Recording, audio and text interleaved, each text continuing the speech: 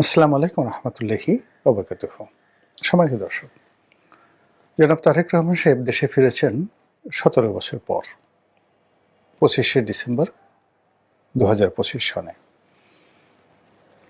তিনি বাংলাদেশে আসার সঙ্গে সঙ্গে এদেশের যে রাজনীতির ক্যালকুলেশন, ম্যাথমেটিক্স বা অঙ্ক, সব কিছু ওলটপালট হয়ে গেছে।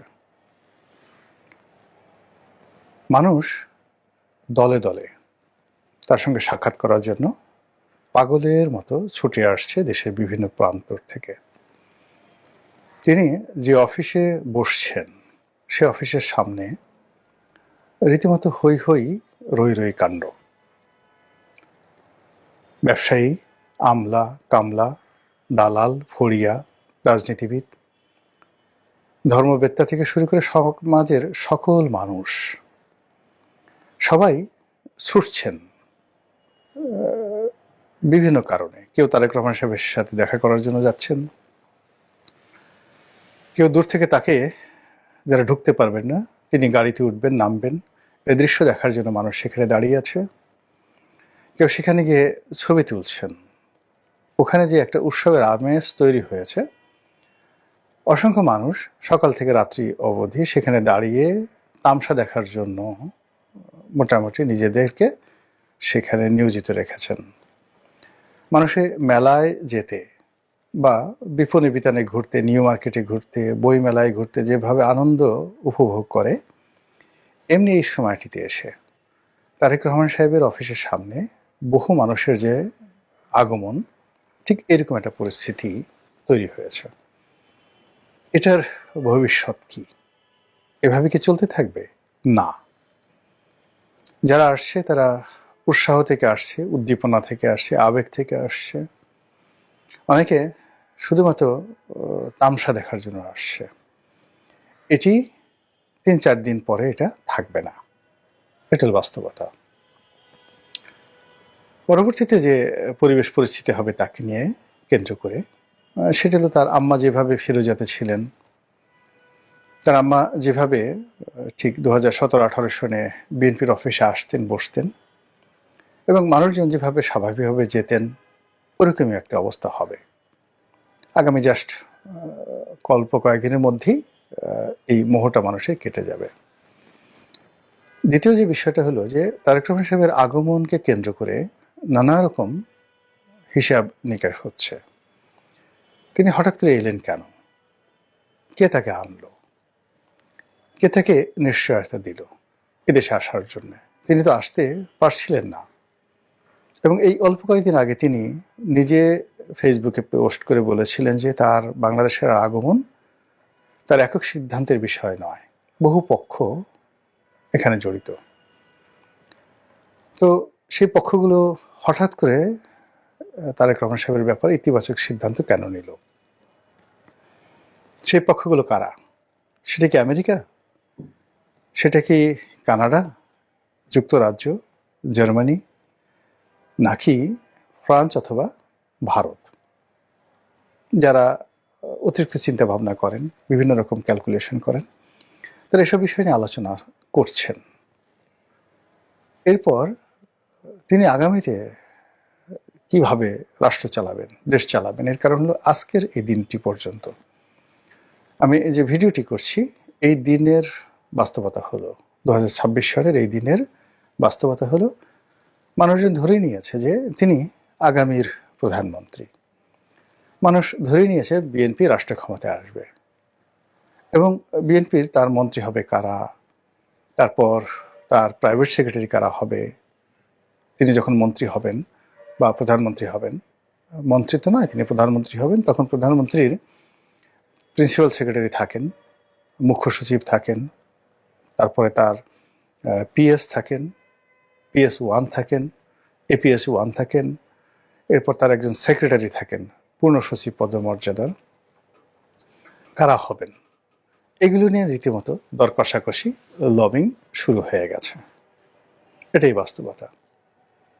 তারপর বিএনপি জয়লাভ করবে, শতভাগ জয়লাভ করবে, কিন্তু কত সিটে জয়লাভ করবে এটা বিএনপি ঘোষণা করছে না, বিএনপির অনেক নেতা বলছেন মিনিমাম 260টি সিট তারা পাবে। কিন্তু এখন যে অবস্থা চলছে, এরকম যদি চলতে থাকে সিটের সংখ্যা বাড়তেই থাকবে, 260 থেকে বাড়তে বাড়তে 280 হয়ে যাবে, এবং শেষ অবধি যদি সেই 1973 সনের নির্বাচনে আওয়ামী লীগের মতো অবস্থা হয়, তাহলে হয়তো 2 থেকে 3টা সিট বাইরে যেতে পারে, বাকি সবই বিএনপি পেয়ে যাবে। কিভাবে পাবে সেটা ভবিষ্যতে দেখা যাবে, কিন্তু বাস্তবতা এখন ওই পর্যায়ে চলে আসছে। মাঠে বিএনপির কোনো প্রতিদ্বন্দ্বী নেই এই মুহূর্তে। ইচ্ছাই হোক অনিচ্ছাই হোক 1973 সনে বঙ্গবন্ধুর সঙ্গে দেখা করার জন্য যেভাবে মাওলানা আব্দুল হামিদ খান ভাসানী ছুটতেন, এখন তারেক রহমান সাহেবের সাথে দেখা করার জন্য জামায়াতের আমির ছুটছেন। 1973 সঙ্গে বঙ্গবন্ধুর সঙ্গে দেখা করার জন্য সকল ছাত্র যুবক থেকে শুরু করে সবাই লাইন দিতেন।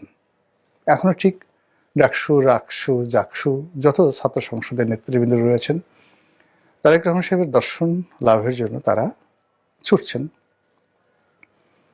তো অসুবিধা কোথায়? অসুবিধা হলো যে যখন অপ্রত্যাশিতভাবে কোনো কিছু ঘটে, এবং যখন যিনি ড্রাইভিং সিটে আছেন, গাড়ি চালান, গাড়িতে কি পরিমাণ তেল আছে, কোথায় যেতে হবে, গন্তব্য কি, এই বিষয়গুলো তার স্পষ্ট ধারণা না থাকে, তখন চালক হিসেবে তিনি একটা ডেঞ্জারাস সময় বা ভয়াবহ সময় অতিক্রম করেন। বলা হচ্ছে তারেক রহমান সাহেব প্রধানমন্ত্রী হবেন। এখন বাংলাদেশের রিজার্ভের অবস্থা কি, অর্থনৈতিক অবস্থা কি, তারপর এই মুহূর্তে বাংলাদেশের টপ 10 সমস্যা কি, প্রধানমন্ত্রী হিসেবে যেগুলো তাকে মোকাবেলা করতে হবে, এই বিষয়গুলো তিনি এখনো চিন্তা ভাবনা করার, গ্রাউন্ড ওয়ার্ক করার সময় পাননি। এর মধ্যে নির্বাচনটি ক্রমশ তার কাছে চলে আসছে। ফলে আগামী যে দিনগুলো, তাকে জনসভা যদি করতে হয়, অন্তত 10টি জনসভা যদি করতে হয়, হাতে সময় কই? এগুলো অনেক ঝামেলা হবে সামনের দিনগুলোতে। কিন্তু তার সাথে বড় যে ঝামেলা, সেই ঝামেলা হলো তারেক রহমান সাহেব কি জাতীয় সরকার গঠন করবেন, নাকি তিনি ভারতের কোন এজেন্ডা বাস্তবায়ন করবেন? হঠাৎ করে জয়শঙ্কর বাংলাদেশে এলো কেন?